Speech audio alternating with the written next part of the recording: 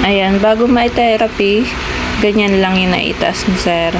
Pero na-adjust na yan ng konti. After may adjust, yan, naitaas na niya. Yan po ay sciatica. Ituwid na ni sir yung kanyang kaliwang binti at hita.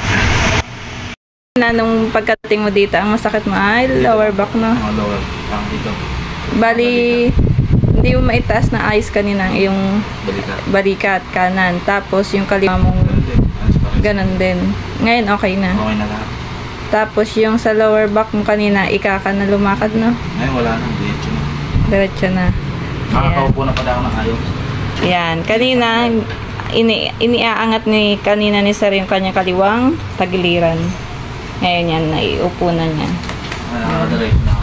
Nakakadiretso na at ngiti na ng maganda. Yan. Thank you, sir. Salamat po. Ay, madam.